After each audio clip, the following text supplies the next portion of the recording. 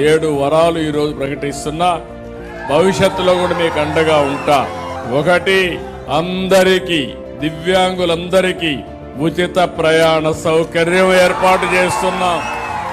మీలో కూడా ఆత్మవిశ్వాసం పెంచడానికి అన్ని స్థానిక సంస్థల్లో మీరు గెలిస్తే ఒకరుంటారు. ఒకవేళ గెలవలేకపోతే ఎక్సెఫ్షియోగా ప్రతి ఒక్క బాడీలో మిమ్మల్ని పెట్టే బాధ్యత తీసుకొస్తాం. మూడోది, దివ్యాంగులకు ఆర్థిక సబ్సిడీ పునరుద్ధరణ. ఎస్సీ, ఎస్టీ, బీసీ, మైనారిటీకి ఇచ్చినట్టే మీకు కూడా ఈ కార్యక్రమాన్ని పునరుద్ధరిస్తాం. దీనికి ఒక 19 కోట్లు అవుతుంది. పర్వాలేదు, మీకు అండగా నేను ఉంటానని చెప్పి మీకు తెలియజేస్తున్నా. క్రీడల్లో పూర్తి స్థాయి భాగస్వామ్యం. శాప్ ద్వారా అన్ని క్రీడా కార్యక్రమాలు, టాలెంట్ డెవలప్మెంట్ స్కీములు దివ్యాంగులకు అందుబాటులో ఉండే విధంగా చర్యలు తీసుకుంటానని చెప్పి కూడా నేను మీకు తెలియజేసుకుంటున్నాను. ఐదోది, మీరు ఎక్కడ టిట్కోలా గాని ఎక్కడ ఇండ్లు ఇచ్చినా గ్రౌండ్ ఫ్లోర్ లోనే మీకు ఇల్లు ఇచ్చే ఏర్పాటు చేస్తామని మీ అందరికీ హామీ ఇస్తున్నాను.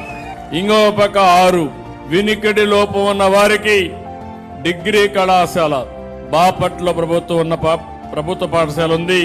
జూనియర్ కాలేజీతో పాటు వినికిడి లోపం ఉన్న విద్యార్థుల కోసం ప్రత్యేక డిగ్రీ కాలేజ్ ఏర్పాటు చేస్తాం.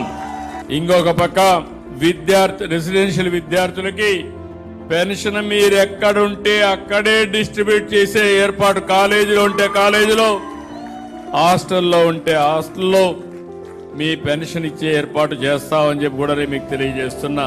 ఇది కాకుండా అన్ని జిల్లాల్లో ప్రత్యేకంగా మీ అందరికీ విభిన్న ప్రతిభావంతుల కోసం ఒక భవన్ ఏర్పాటు చేస్తాం.